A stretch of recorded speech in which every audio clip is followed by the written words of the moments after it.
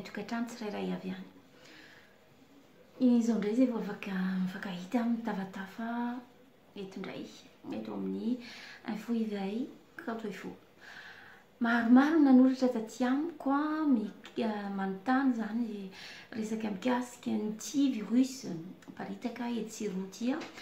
mikasika ihany koa lay guerre zay niresana tamin'ny farany lay resaka virus sy zay resaka ady zay zavatra anankiray mikasika ireo rehetrarehetra miparitaka etsiroa ireo zavatra anankiray ihany fehezin'ireo zavatra ireo dia olona anankiray vondron'olona anankiray maromaro matanjaka eran'ity erako zao tontolo zao zany manao an'ireo zavatra ireo ary zavatra iray ihany ny antony ireo zavatra ireo dia ny hitongavana amin'ilay vondrona gouvernemental anankiray zany hoe nazavaiko hatr'izay ny ady fironina ny aretina fironina satria voalohany indrindra aloha mba azahoana vola satria raha mihidy ny arma araka anteneko tamin'ny farany dia azahoana vola raha fironina ny aretina dia amoronana fanafody vaovao dia rehefa mihidy any amin'ny farmasia nanaovana vaksiny dia azahoana vola ihany koa. Ilay ireo zavatra ireo mitovy ihany koa zavatra ray ihany koa ny mikasika ireo raha ohatra ka iresaka mikasika ny réchauffement climatique isika dia zavatra iray ihany koa ireo satria manipulevany izao tontolo zao manipulevany olombelona ny masoandro satria masoandro manana anjara lehibe indrindra amin'ny fiainana eto ambony tany amin'ity tany ity. Manipulevana ny masoandro atao be da be ny usine zay mamoaka CO2 mamoaka an'ireny CO2 reny mba tsy hananana oxygène dorana ny ala mba tsy hananana oxygène ihany koa. Inona ny antony? Manipulevana ny masoandro manipulevana ny toetrandro mba hitongavany vola be ao amin'ny orinasa anankiray satria ao Amerika dia misy orinasa anankiray goavana be anankiray izay mividy ny CO2 na mividy ny gaz izay manimba tontolo iainana amin'ny orinasa izay mitandrina ny tontolo iainana. Misy orinasa mitandrina tontolo iainana tsy dia mamoaka tsy mampiasa pollution zany tsy manao pollution fa mampiasa zavatra bio dia ireny vidin'ilay orinasa lehibe anankiray satria izy mampiasa gasoil mampiasa fitaovana be da be manome pollution zany hoe ilay orinasa kelikely manome vola be an'ity orinasa lehibe ity amoaka pollution satria lain'izy ireo zany pollution zany mba isy antraikany any amin'ny masoandro ka ny toetrandro izay simba ny alamay ny atsika ny ady arma ny aretina ny scientifique olona vitsy dia vitsy ary olona matanjaka no mibaiko azy ireo ary voalohany indrindra ohatran'ny tenako teo dia azahoana vola mba hibaikona an'izao tontolo zao hibaikona ny olona ampitahorana ny olona satria avy aiza no ampitahorana ny olona dia anakaramana ireo mpiasan'ny mpanao gazety ireo journalista mba ampitahotra ny olombelona satria efa ianaran'izy ireo ny mamoaka lainga efa ianaran'izy ireo ihany koa na ny teny fomba firesaka sy ny teny ho avoaka ampitahorana amin'ilay zavatra miparitaka ao amin'ny ainao manjeritsika dia matahotra ampitahorana isika rehefa matoran'ny alina dia manovo ratsy ampitahorana isika amin'ny réchauffement climatique dia matahotra ihany koa. Teo ny resaka ady resaka be mihitsy le hoe 3e guerre mondiale zataitra mbola mpanomboany io ary mbola isy le izy fa tsy nahazo navoaka fa misy gera ihany fa noferaperana chaîne miaraka amin'ny États-Unis ihany no mamoaka izany zany hoe chaîne ray ihany no mamoaka azy ary inona moa ny antony taoriana kely n'ilay le ady dia nivoaka indray ny aretina virus épidémie. Tamin'ny vidéo fa talohan'le farany nataoko teo dia niteny aho hoe anampy ny Iran ny Chine satria Chine dia atahorana lehibe matanjaka indrindra amin'ny resaka commerce, mbola atahorana ihany koa amin'ny resaka teknôlôjia, mbola atahorana ihany koa resaka armement. Mahay zareo, matory zareo manana teknôlôjia mahay avolenta, afaka manao armement avolenta ihany koa. Izany zavatra zany dia navoaka io satria raha araka ny teneniko raha vao ianao zany manohatra an'le toera amin'le firenena matanjaka izay amorona ity gouvernement unique ity dia idina aingana zany vavanao. Satria raha saika hoe andeha hanampy an'i Iran dia tonga dia navoaka aingana le aretina l'épidémie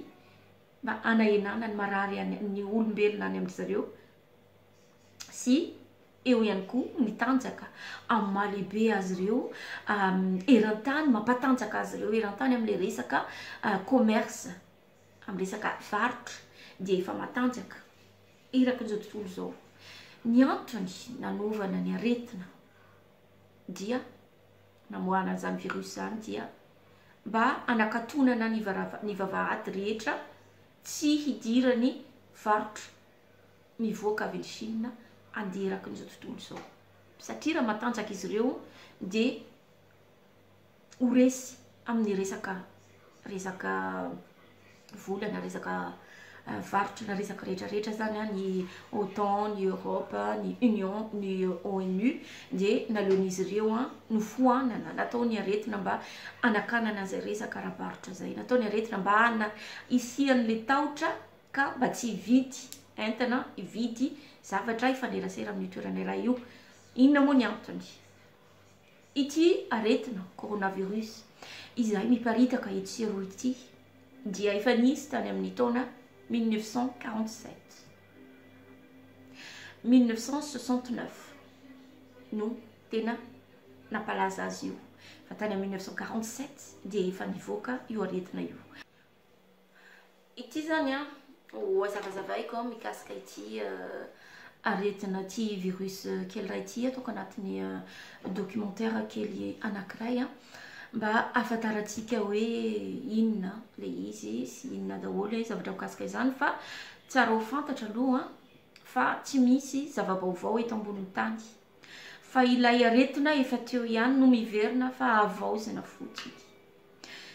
Ny grippe fotsiny zao efa mahafaty eo amin'ny 25 000 personnes par an raha aty Europe fotsiny. Ity aretina ity dia grippe ihany fa nampina molécule kely anankiray fotsiny. Daholo arahantsika kely vetivety mikasika an'ity ity documentaire kely nataony Info Éveil Kanto Info ity dia avy eo miverina indray manao conclusion kelikely. Ity tsimokaretina iray ity dia hita tany amin'ny tany atsimon'ny Rosia tany amin'ny 1947 tany saingy tsy nisy arety mifindra zany hoe tsy mbola nifindra izy tamin'izany fotoana zany satria voatsabo tao anatin'ny 7 andro monja zany dia nahitana fanafody, nahitana fanafana ary ny molécule HCOV-NL63 kosa indray tamin'ny taona 2004 tany Hollande dia voafehy tao anatin'ny 12 andro ary nitsahatra ity valana aretina iray ity satria voafehy tao anatin'ny 12 andro. Raha ny MERS-CoV kosa indray no hita tao amin'ny taona 2014 nahatonga fahafatesan'olona 790 teo eo izay nalaza tao amin'ny Haino Manjery eran'izao tontolo izao izy tamin'izany fotoana izany hoe 35% ny population no maty tamin'izay fotoana izay, nefa ny 790 zany ny fanamarinana taty aoriana ny tena maty n'izany aretina coronavirus izany tany Chine izy io. Ny fihetsika izy ity zany dia misy araka ny teneniko tetsy aloha dia misy karazany 7 izy io fa 4 no tena azo atao hoe miatraika aty amin'ny olombelona. Misy ihany koa azo miditra tafiditra any amin'ny biby izay biby mampinono izy io ary ihany koa amin'ny vorona fa saingy misy karazany roa zany ny fifindrany aretina ity dia eo ny coronavirus infectant ny coronavirus mifindra amin'ny olona izay misy karazany efatra dia ny 229E NL 63 sy ny OC43 ary ny HK-U1 zay efatra zay dia mifindra amin'ny olombelona ary ilay molécule anankiroa ilay 229E sy ny NL 63 dia araka ny teneniko teo dia amin'ny ekipany amin'ny groupeny alpha ary le anankiroa kosa indray ny OC43 sy ny HK-U1 dia ao amin'ny groupeny beta. Izany groupeny alpha sy beta zany ny alpha izay matanjaka zany hoe ny beta zany ohatra ataontsika hoe olona faible ohatrany hoe reny zazakely na le olona efa mahazoazo taona. Tany amin'ny tany a Normandie tamin'ny taona 1910 dia efa nahitana ity otrikaretina iray ity fa tsy nahafatesana zaza fa matetika zazakely zany no tena voan'izy ity 10% dia zazakely no tena voan'ity aretina iray ity SARS-CoV izay avy amin'ny syndrome respiratoire aigu na koa hoe arety taovam-pisefoana mahery vaika dia amin'ny teny français syndrome respiratoire aigu sévère teny anglaise severe acute respiratory syndrome. Dikan'izany dia aretina azo avy amin'ny fitaovam-pisefoana zany hoe matetika izy amin'ny ririnina iny ny tena azahoana an'izany dia matetika grippe na voan'ny sery. Dia misy ihany koa MERS kosa indray na ny syndrome respiratoire de Moyen-Orient na syndrome mpisefoana ny Moyen-Orient amin'ny teny anglaise Middle East respiratory syndrome dia nipoitra tany amin'ny taona 2010 tany Qatar ary napiditra izany aretina izany tao Arabie Saoudite tany amin'ny taona 2010 io anty ary nahafatesana olona 2010 ary tamin'izany fotoana zany dia nalaza ihany koa zany hoe tafiditra avy amin'ny chauve-souris niditra avy tao amin'io toerana Arabie Saoudite io ity aretina coronavirus ity. Raha zay zany tany amin'ny toerana hafa ndao jerevandrentsika indray ny fomba nipoiran'ity tany amin'ny Chine. Karazana arety taovam-pisefoana vaovao mitovy amin'ny SARS ihany dia niseho tany Wuhan faritany Hubei en Chine tamin'ny voalohan-dohan'ny Desambra 2010.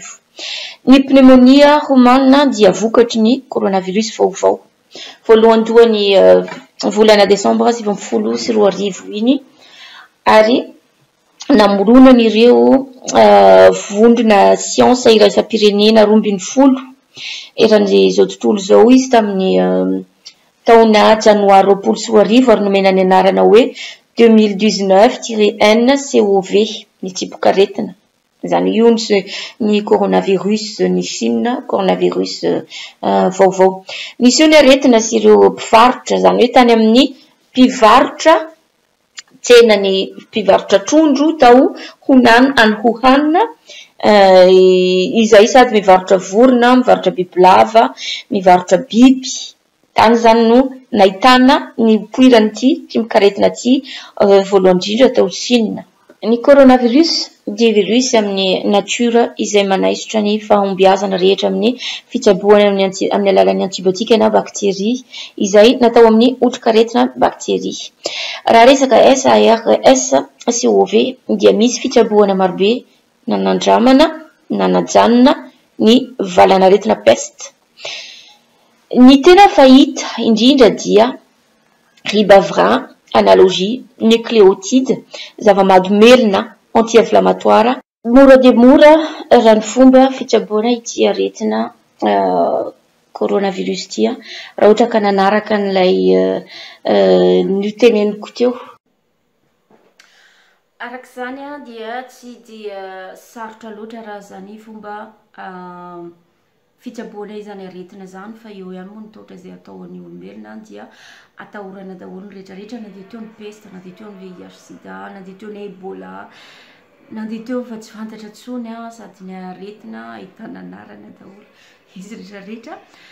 Matoa izy ity nipoitra tany Russie dia nistopen'izy ireo avy hatrany 7 andro taroan'ny nipoiran'ilay aretina coronavirus tany Russie. Nisy ihany koa izy tao Hollande dia voasakana tao anatin'ny 12 andro dia misy antony. Zao izy aty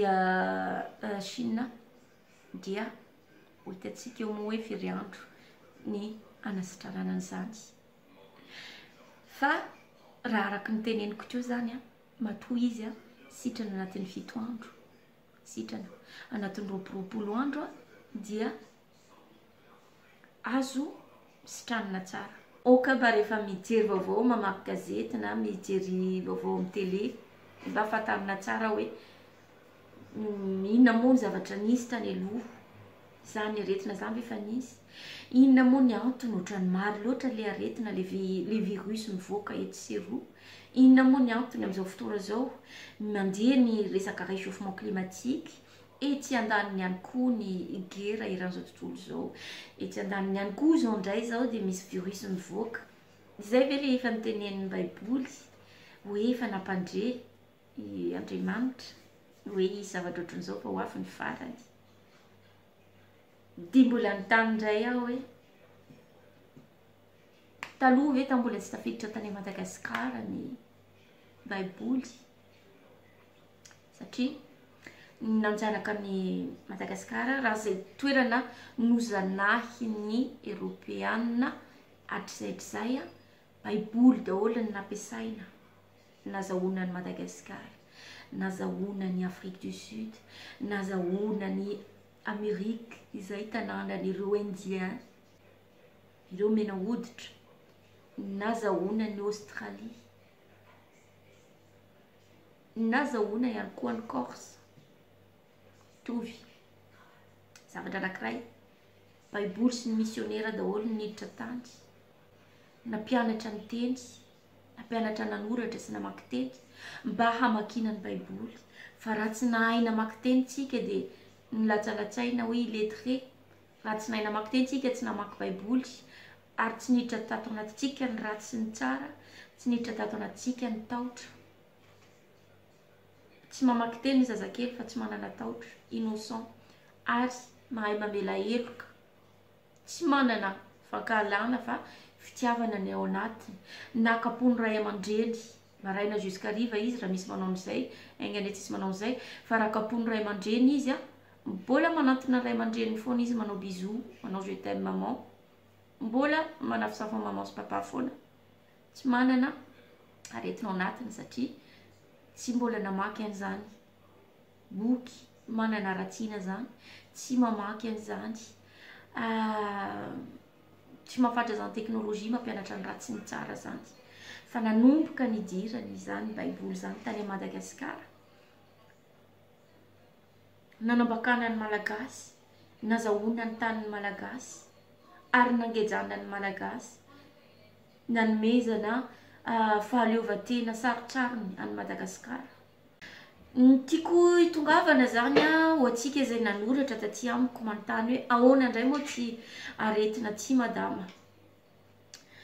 Aretina madama dia aretina efa nisy foana hatr'izay, efa teo daholo virus rehetrarehetra mba ampidiro an-tsaina amin'izay re olona mba efa manana Facebook, mba efa mampiasapiasa Facebook, teknôlôjia, dia mba zavatra tsara ny ampiasaina anazy fa tsy juste hoe fanalabaraka efa publier zavatra tsy manjarinjary fa mba zavatra tsara fa tsy ho ampitahory ny réseaux sociaux, ho ampitahory ny télé ainao manjery fotsiny hoe napoitra ty ny guerre dia efa nitenenina hoe izay chaîne mamoaka ny resaka tigera tia de gadra de tsy misy fa chaîne voatokana ihany mamoaka an'izany de ny ankamaroantsika tsy mahafantatra akory hoe misy gerany ihany. Tia indray resaka virus mba tsy eritreretina n'le resaka gera dia navoaka ry zareo aingana le resaka virus amizay ny saitsika miorirana makaty amin'le resaka virus daholo fa tsy any amin'ile resaka gera tsony. Iny zany zao zany gera fahadimy satria nalaza be izy iny teo de mba tsy eritreretana an'iny de navoaka indray le resaka virus. De raha ity zao malaza be jereo tsara fa moka zavatra hafa indray zareo rehefa avy eo. Hitanao le zavatra teneny koa hoe atao le resaka gera de amizay mamoaka arme vaovao. Atao indray ny resaka aretina de efa misy vaccine zao any mandehandeha hoe efa ivoaka anasitranana nytony olona tony de hatram'izao hoe de mbola tsy mahafantatra. Matoa avoaka ho any aretina dia mba amoahana fanafody vaovao. Matoa avoaka zany fanafody zany de ny kitapo-panjakana ry zareo mety efa manifinify satria mamboatra an'ireto armement reto lany amin'ireny, lany amin'le fanamboarana fanimbana fanaparitana ny CO2 manimba ny tontolo iainana de manifinify ny kitapo-panjakana zareo ao, kitapom-bola panjakana de aleo asiana aretina vaovao indray aloha amizay mba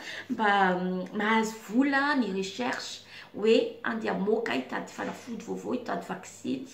ho an'ity aretina raha ity. Ny tiako hitongavana zany de zay ireo zavatra rehetrarehetra misy etseroa ireo zany dia zavatra anankiray ihany dia mba hitongavana amin'ilay tanjona iray ihany ary io tanjona hitongavan'izy ireo io ho atsika izay mieritreritra hoe efa ao anaty baiboly efa nampandrenesiny Andriamanitra teneniko indray hoe tsy hoe adala akory ny Ntaolo taloha izay nampiasa ny zavatra naharina zao tontolo zao nampiasainy. Tsy hoe ry zareo akory ny hoe illettré tsy nahay namaky teny de tsy nahavaky baiboly ka tsy nahafantatra zavatra misy ao anaty baiboly de ho latsaitsika hoe illettré manompo sampy. Diso be fieritreretantsika tena diso be satria tsika ny zavatra ny tatsinana ny tandrefana no tiatsika kokoa noho ny zavatra mahagasy atsika, noho ny zavatra maha-afrikanina atsika. Fiainany tandrefana no ataotsika. Nitongavan'le baiboly tany fatarina hoe inona daty inona nitongavany, fotoana manahoana, inona ny dian'iny zavatra iny tany, inona ny antony nazahoana ny Madagasikara, karazan'olona manahoana ny namadika tamin'izany fotoana zany. Tsy ampianatra antsika niny avy avy nianarantsika iny fa zahay tsy aritra fotsiny oka mba hiala ny tahotra ampitahorol'olona n'izay aretina rehetrarehetra mandeha mbola fetifety eo dia ahitana fanafody. Mandeha coronavirus tany amin'ny taona 2012-1947 tany efa nahitana fanafody. Mandeha inona koa sida, VIH sida efa misy vaccin. Mandeha peste efa voasitrana ihany koa, sitrana ihany koa. Mandeha inona indray zany ny areti-tsaina de efa misy ihany koa fanasitranana anazy. Zavatra mbola tsy hainy reto olombelona reto dia mbola mamorona ny ra. Zay zany mbola tsy hain'izy ireo tena mbola iadian'izy ireo. Zany daholo ny antony amoronana ny aretina mba hanaovana fanandramana, hanaovana an'izany rehetrarehetra zany. Manangana maty zao mbola tsy hainy reto. Tsy haiko na efa misy. Mamboatra robot aloha efa hay. Ny cloné olombelona efa hay ihany koa fa ny manangana maty. Ny manatara zany hoe maela velona anao efa haindry zareo. Efa haindry zareo manao an'izay fa ny manangana maty mbola tsy hainy tsara. Zany hoe tiako zay ngamany aminy ty manjary lava loatra de manjary oleo nareo hoe tsira matoty koa be resaka loatra. De manaraka tohizako indray loatra tsy tena zava loatra le izy dia mitenena ihany manaova MP ihany dia azavaiko dia raha mbola misy indray resaka tianareo tenenina dia teneno ihany fa miaratsiny resaka loatra teneno ihany fa hoezako jerevana le izy dia hoezako ho resantsika zay fa ela loatra dia manome fotoananao indray manaraka dia manome fotoananao indray zany manaraka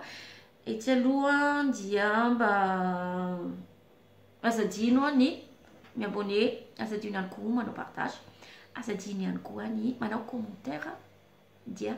mametraka ny veloma mandra-piona amin'ny manaraka indray tompoko veloma daholo